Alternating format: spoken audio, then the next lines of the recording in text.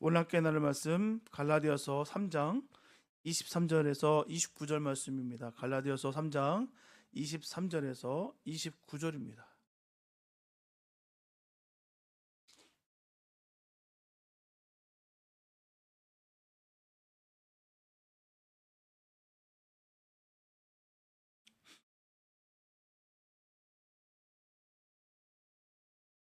갈라디아서 3장 23절에서 29절 말씀입니다. 주님의 귀한 말씀 우리 한 목소리로 함께 합독하시겠습니다. 시작.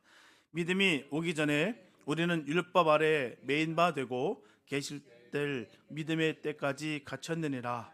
이같이 율법이 우리를 그리스도께로 인도하는 초등교사가 되어 우리로 하여금 믿음으로 말미암아 의롭다함을 얻게 하려 함이라. 믿음이 온 후로는 우리가 초등교사 아래에 있지 아니하도다. 너희가 다 믿음으로 말미암아 그리스도 예수 안에서 하나님의 아들이 되었으니 누구든지 그리스도와 합하기 위하여 세례를 받은 자는 그리스도로 옷 입었느니라. 너희는 유대인이나 헬라인이나 종이나 자유인이나 남자나 여자나 다 그리스도 예수 안에서 하나이니라. 너희가 그리스도의 것이면 곧 아브라함의 자손이요 약속대로 유업을 이을 자니라. 아멘. 알프스 산맥의 최고봉인 바로 몽블랑에 얽힌 유명한 일화로 말씀을 시작하려 합니다. 과거 등반 기술이 발달되지 않았던 시절에 두 명의 등반자가 서로 다른 루트로 정상을 향해 오르고 있었습니다. 한 사람은 부유한 귀족 출신이었고요. 그는 최신 장비를 갖추고 있었습니다. 그리고 다른 한 사람은 가난한 현지 가이드 출신으로서 낡은 장비를 메고 있었죠.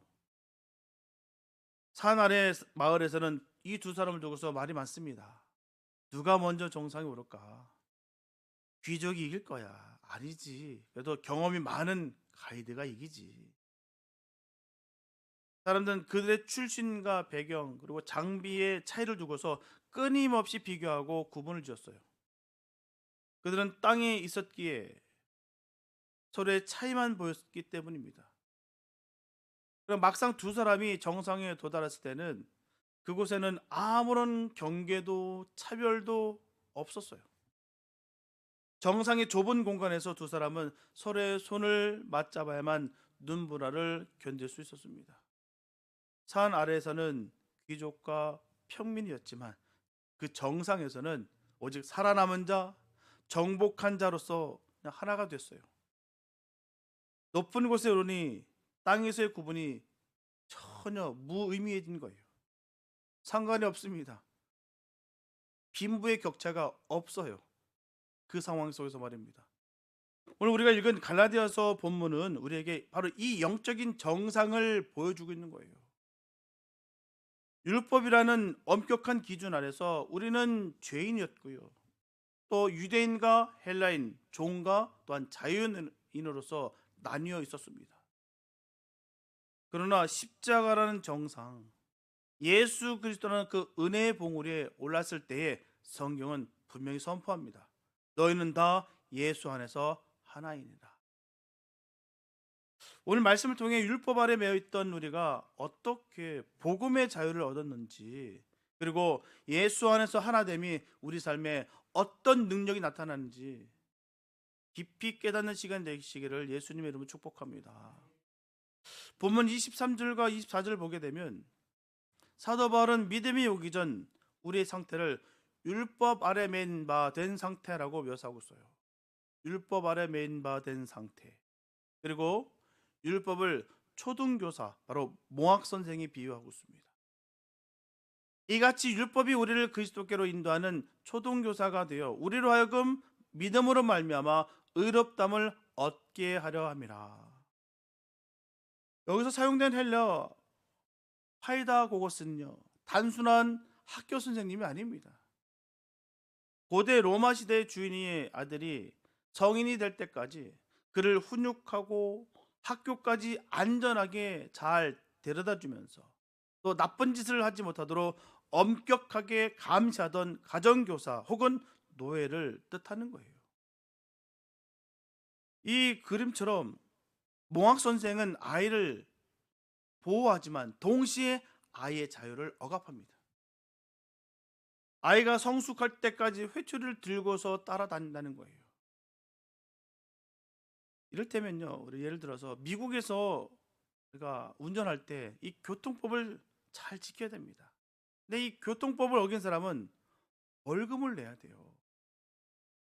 이 벌금은 참 가혹합니다. 한국에 비하면 진짜 가혹해요. 거의 한 10배는 되는 것 같아요. 이제 처음에 티켓을 먹을 때 전 충격이었어요. 농담하는 줄 알았습니다. 이렇게 비쌀 줄 몰랐거든요. 너무 비싸더라고요. 한국에는 기껏해야 비싼 거 5만 원, 10만 원 모르겠죠. 요즘은 또 어떻게 되는지 모르겠습니다. 저 있을 때만 해도 가장 비싼 게 5만 원짜리였어요. 그런데 여기서 그때 처음 티켓을 먹는데 500불 가까이 나오더라고요. 그게 또한 또 1년에 또 2번을 걸렸어요. 똑같은 걸로요. 벌점을 먹으니까 트래픽 스쿨 가야 돼요. 트래픽 스쿨 가니까 돈을 또 내고 또 교육도 받아야 되고, 이게 참 귀찮더라고요. 경우에 따라서는요, 이 재판까지 받아야 됩니다.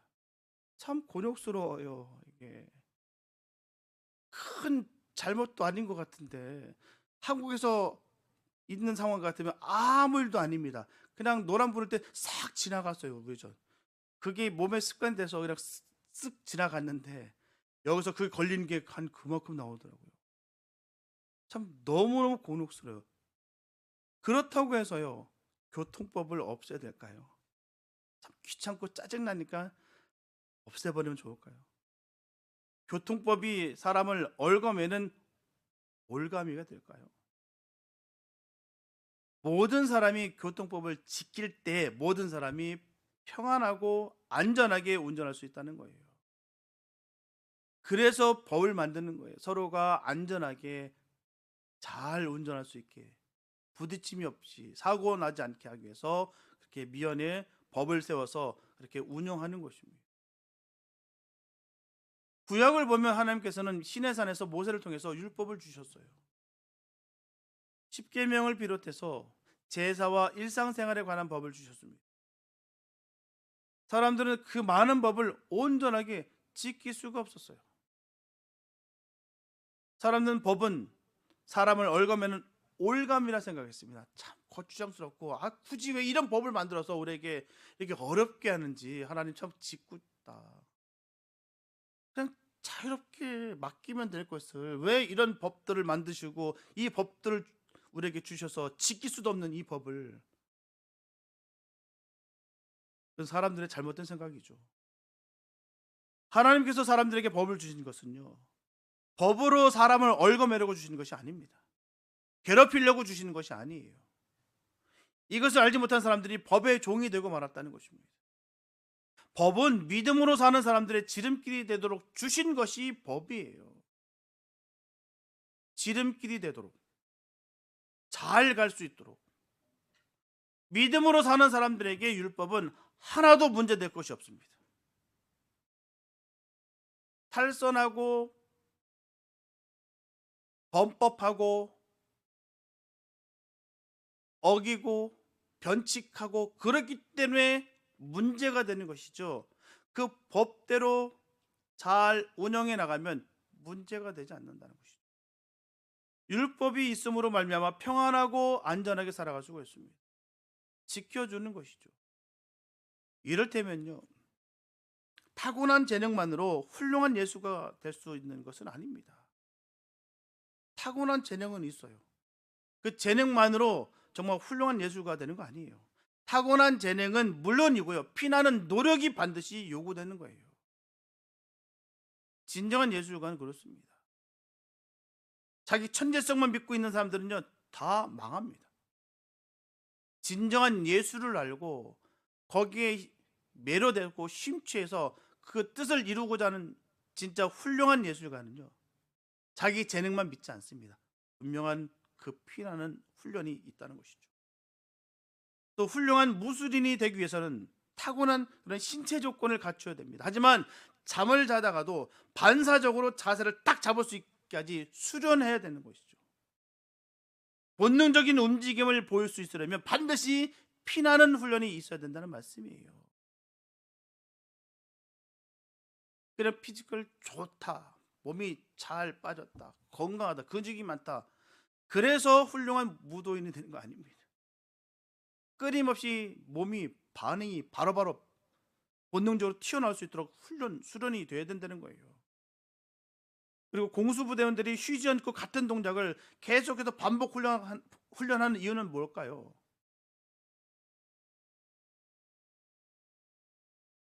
머리가 나빠서 그럴까요? 머리가 나쁘니까 계속 반복 훈련 받을까요? 아닙니다. 계속해서 낙하 훈련하고 계속해서 로프로 뛰어내리고 또 수영, 또 산악 구보, 수많은 그런 훈련 하나하나가 또 총 잘 쏘는 것도 문제 당연한 거고요. 왜 계속해서 반복할까요? 언제 어떤 위기 상황이 닥쳐도 본능적으로 대처하기 위한 거예요. 이번에도 베네수엘라 대통령 마두로 대통령 생포할 때도 델타포스라는 그 미국의 최정예 부대가 가서 생포해 왔는데요. 그 몇 달 전부터 똑같이 그 세팅에서 그곳을 수도 없이 반복 훈련했다는 거예요. 시간을 재면서 말입니다. 정확한 시간에 그들이 실력이 없어서 멍청해서 부족해서 아닙니다. 어떤 상황이 맞다도 똑같이 반응하고 똑같이 그 일을 완수하기 위해서 대처하기 위해서 그런 반복 훈련이 있다는 것입니다. 신앙과 믿음도 이와 같다는 거예요. 신앙과 믿음 역시 변명이 필요치 않습니다. 우리가 예수 그리스도께서 나를 위하여 십자가에서 죽으셨다는 것과 나를 위하여 부활하셨다는 것을 믿으면 크리스천이 된다는 것은 당연한 것입니다. 성도가 되는 것은 당연한 거예요. 하나님의 사람이 되는 것은 당연한 것입니다. 왜요? 나를 위해서 십자가 지셨잖아요. 죽으셨잖아요. 나를 위해서 부활하셨잖아요. 이걸 알기 때문에 우리가 마땅히 주님의 자녀가 되는 거예요.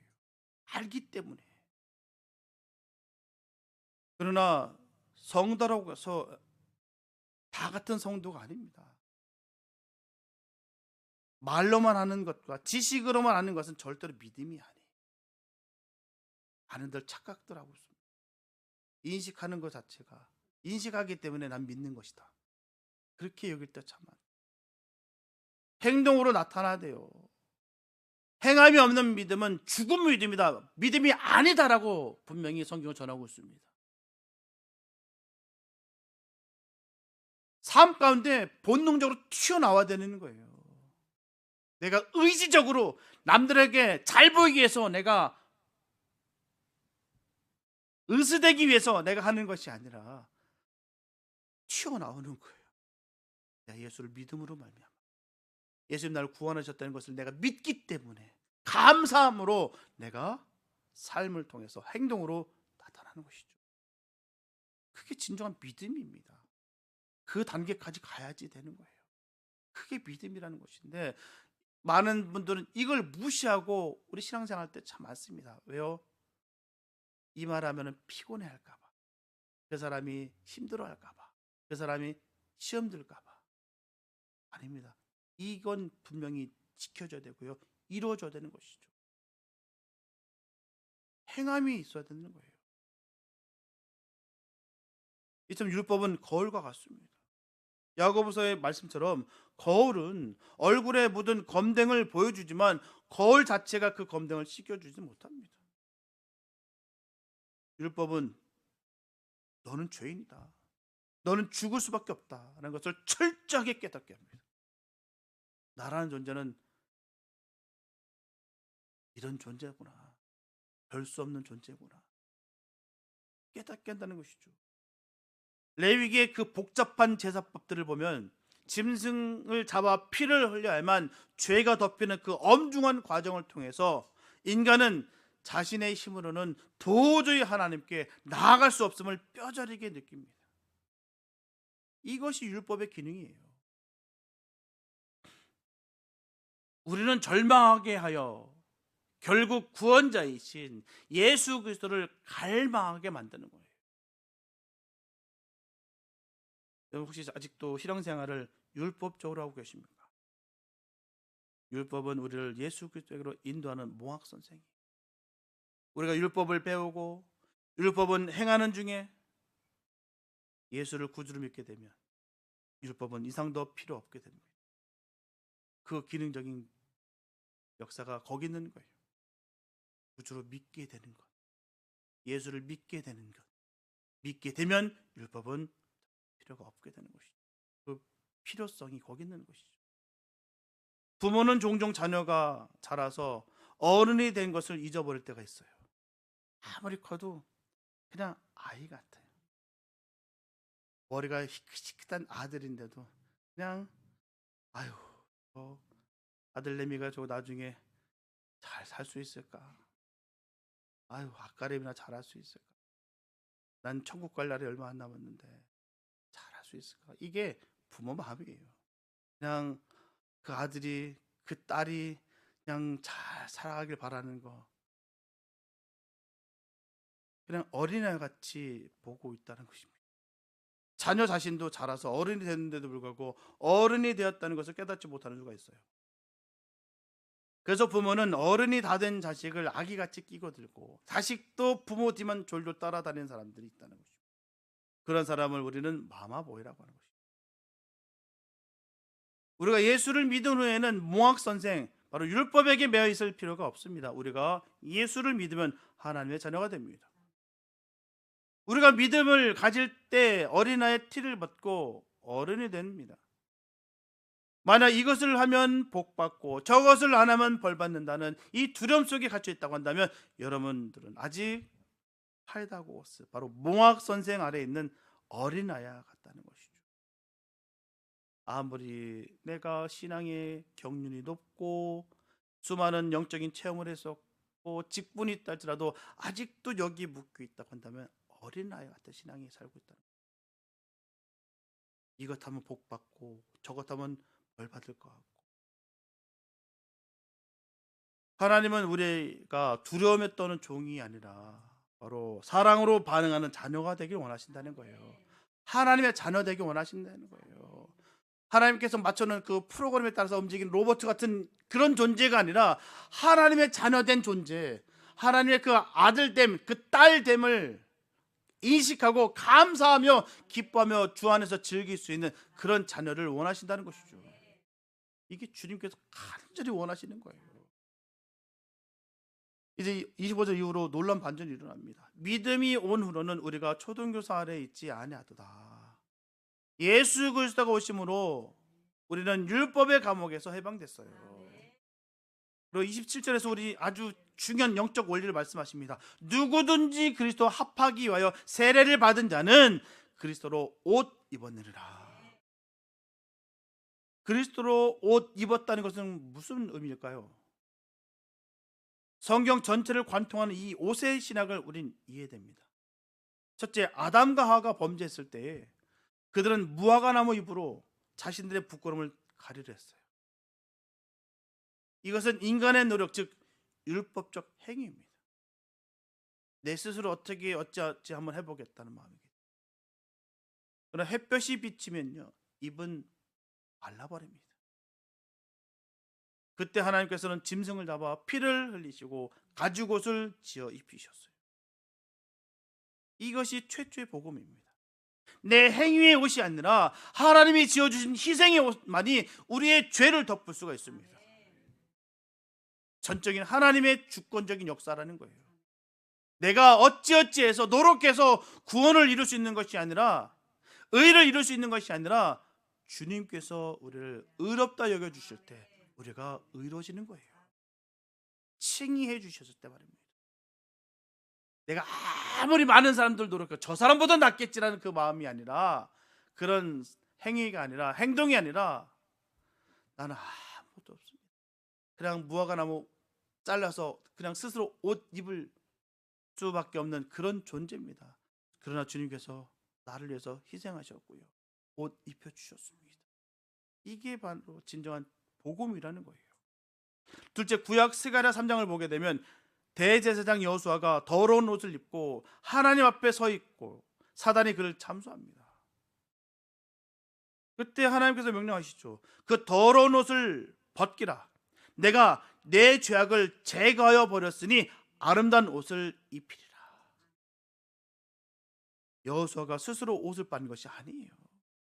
아무리 빤들 거룩해지거나 깨끗해지지도 않습니다. 하나님께서 전적인 은혜로 새 옷을 입혀주셨어요. 오늘 본문에서 말하는 그리스도로 옷 입었다는 것이 바로 이것입니다. 우리가 세례를 받고 예수님을 믿을 때 하나님은 우리를 보시지 아니하고 우리를 덮고 있는 그 예수 그리스도의 의를 보신다는 거예요. 그래서 우리 은혜 가운데 살아가는 거예요.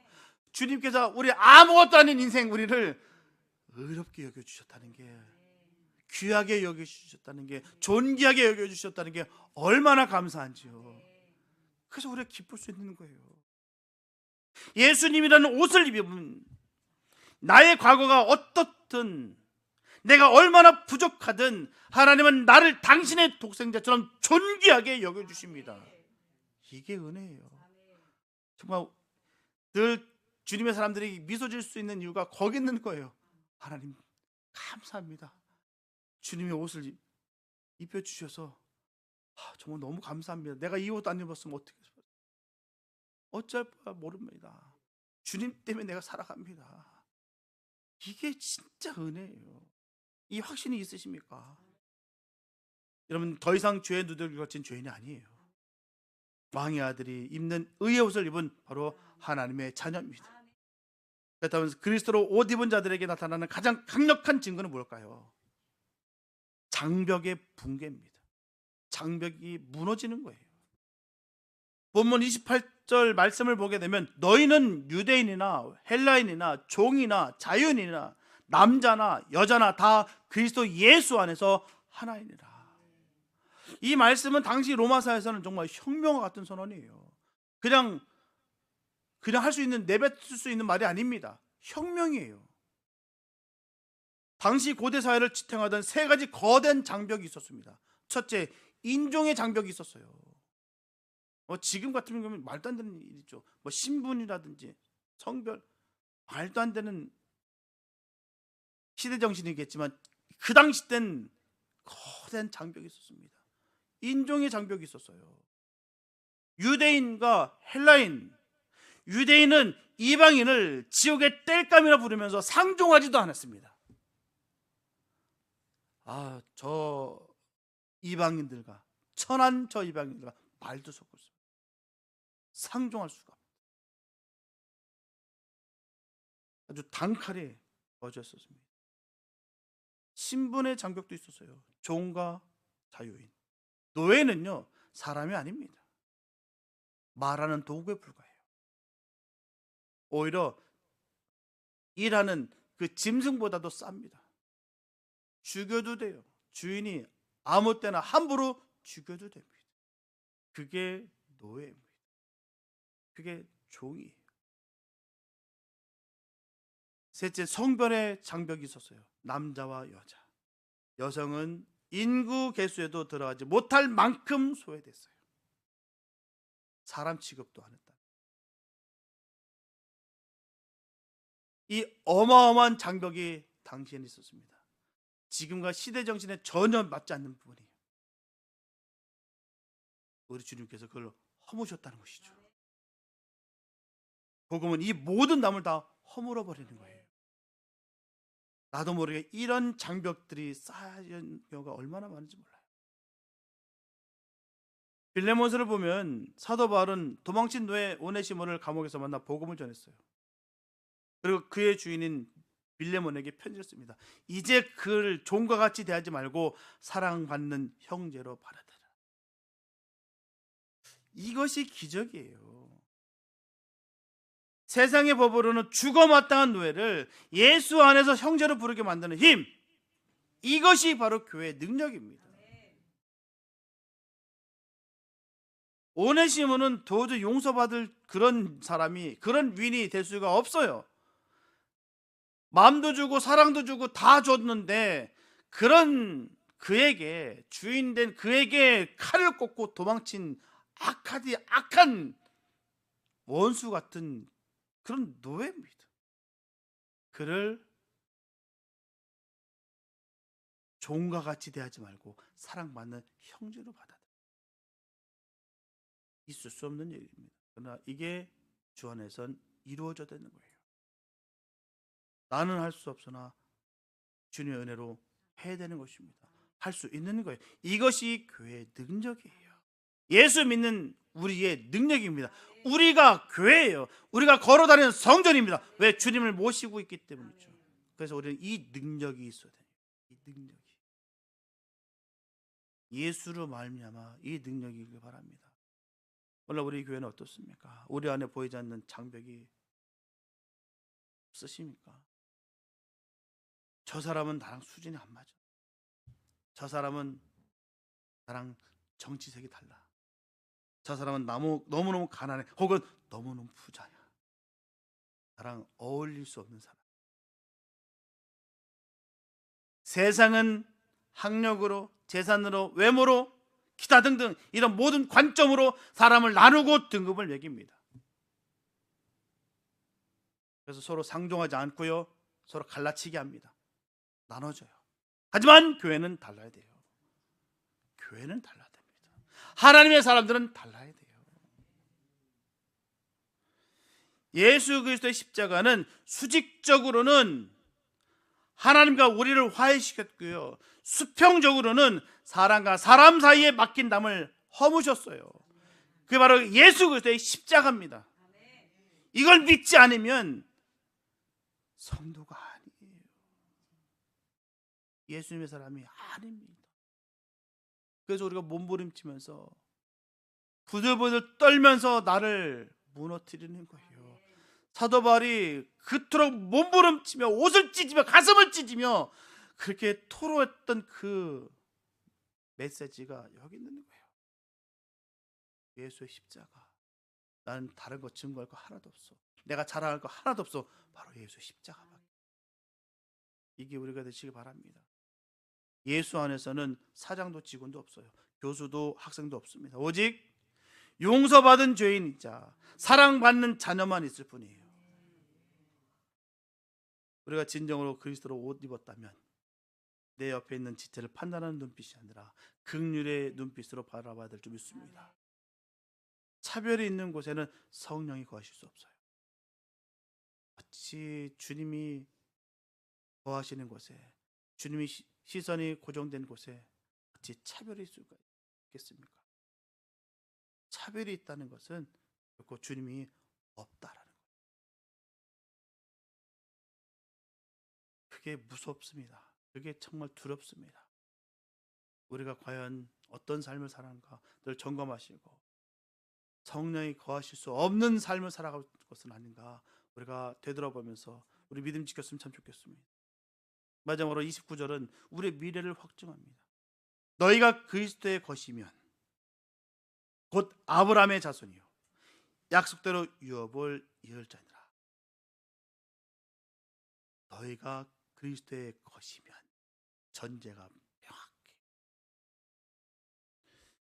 유대인들은 혈통적으로 아브라함의 피를 이어받아야만 하나님의 자녀라고 생각했어요. 그러나 사도 바울은 선포합니다. 아니다. 혈통이 아니라 믿음이다. 네가 그리스도의 것이라면 이게 중요한 거예요. 우리가 예수의 것이 돼야 됩니다. 예수의 것이 돼야만이 약속대로 유업을 이어받을 수 있는 거예요. 구약의 다윗과 무비보셋 이야기를 보면요, 요나단의 아들 무비보셋은 두 다리를 저는 장애인이었어요. 사울 왕가의 몰락으로 인해서 숨어 살던 그를 다윗 왕이 찾았습니다. 율법과 관습대로면 어떻게 됐습니까? 전 왕조의 후손들은 다 처단할 대상입니다. 권력은 무서워요. 나눠 갖는 거 아닙니다. 왕조 시대 때 전 왕조 후손이라면 싹 다 전멸입니다. 하지만 다윗은 요나단과 언약 때문에 그를 부릅니다. 무비보셋은 두려움에 떨며 엎드렸어요.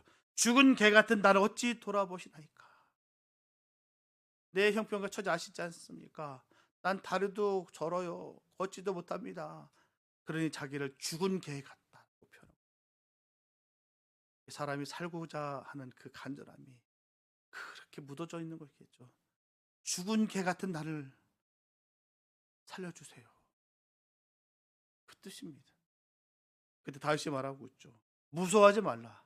내 할아버지의 땅을 다 내게 도로 주겠고 너는 항상 내 상에서 밥을 먹을지니라.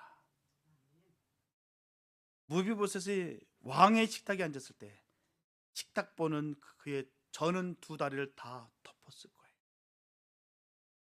상 위에만 보면요, 그는 다윗의 다른 왕자들과 똑같은 왕의 아들이었어요. 이것이 바로 우리들의 모습이에요. 우리는 영적으로 다리를 저는 자들이었습니다. 죄로 인해서 도망 다니던 자들이었어요. 멸망받을 자들이었습니다. 다시 생명을 받을 수 있는 사람들이 아니었었어요. 그러나 예수 그리스도와의 언약 때문에 하나님은 우리를 왕의 식탁으로 초대하셨다는 거예요. 이게 얼마나 감사한지. 그리고 천국이라는 그 영원한 유업을 우리에게 약속하셨어요. 세상의 상속은요, 세금을 내야 되고요, 때로는 형제간의 다툼을 일으키면서 언젠가 사라집니다. 하지만 하나님이 우리에게 주시는 이 유업, 아브라함의 복은 썩지 않고 더러워지지 아니하고 쇠하지 않는 바로 하늘의 기업이에요. 이 소망이 있기 때문에 우리는 이 땅에서의 결핍을 견딜 수가 있고요, 고난 중에서도 우리는 주님을 찬양할 수가 있습니다. 우리는 주님의 것이에요. 여러분들은 주님의 것인 줄 믿습니다. 그래서 이 모든 것을 받을 만한 충분한 합당한 우리들입니다. 우리는 이 복이 지금부터 받고 있는 삶입니다. 그런 삶을 살아가고 있습니다. 사랑하는 여러분, 우리 오늘 갈라디아서 말씀을 통해서 세 가지 영적 진리를 확인합니다. 첫째, 우리는 율법의 정죄에서 벗어나서 믿음으로 하나님의 자녀가 되었어요. 둘째, 우리는 나의 행위가 아닌 바로 그리스도의 옷 입은 바로 존귀한 존재입니다. 셋째, 우리는 예수 안에서 모든 차별을 넘어 한 몸, 한 가족이 되었어요. 이제 우리는 예배당 문을 나서며 세상으로 돌아가야죠. 그곳은 여전히 차별과 혐오와 분열이 가득합니다. 가진 자와 못 가진 자, 배운 자와 못 배운 자를 나누면서 서로 공격해요. 이러한 세상 속에서 우리 그리스도인은 평화의 사도가 되어야 됩니다. 나와 생각이 다른 사람을 품으시기 바랍니다. 나보다 약한 자를 무시하지 마시고 그리스도의 옷을 입은 존귀한 자로 대우하시기 바랍니다. 내가 먼저 손을 내밀 때 세상은 우리를 통해서 예수 그리스도를 보게 될 거예요. 예화로 시작됐던 이 몽블랑의 등반가들을 기억하시기 바랍니다. 인생의 눈보라가 몰아칠 때 우리가 잡아야 될 손은 내 옆에 있는 지체의 손이에요. 우리는 예수라는 한 밧줄에 묶인 바로 운명 공동체입니다. 저 사람들이 만나는 모든 사람들에게 그리스도의 형상을 발견하시기 바랍니다. 차별의 벽을 기도의 눈물로 다 허무르시기 바랍니다. 나 같은 죄인을 살려주신 그 주님을 늘 찬양하시면서 우리에게 그 유업을 주시기로 약속하셨던 그 은혜를 마음껏 누리시면서 그 복을 받아 누리시길 바랍니다. 그래서 보라, 형제가 연합하여 동거하며 어찌 그리 선하고 아름다운구나 하는 그 시편의 고백이 우리 교회와 저분들의 가정에 넘쳐나게 되시기를 예수님의 이름으로 축원합니다. 기도합니다. 사랑해 주신 감사합니다. 아버지, 우리는 아무런 받을 그런 그릇이 되지 못합니다. 그런데도 불구하고 우리를 의롭게 여겨주셔서 하나님 자녀 삼아주신 것이 얼마나 감사한지요. 하나님, 끝까지 이 믿음 지키면서 감사와 은혜가 넘칠 수 있는 복된 삶 되게 하여 주시옵소서. 늘 주님이 바라보는 그 시선 가운데 우리도 함께 바라보기 원합니다. 하나님이 원하시는 곳에 우리도 늘 항상 있기 원합니다. 주님께서 손달아서 그 일을 행하기 원하시는 곳에 우리가 그 일을 담당하기 원합니다. 하나님, 우리에게 능력 부어주시고 은혜 베풀어 주시옵소서. 우리는 주님의 것이기 때문에 그 유업을, 그 복을 받기에 합당함을 이 시간 선포합니다. 하나님, 도와주시고 인도하여 주시옵소서. 주 안에서 늘 승리의 삶을 이룰 수 있는 복된 삶 될 것을 간절히 믿사옵고 우리를 구원하신 예수님의 이름으로 기도했습니다.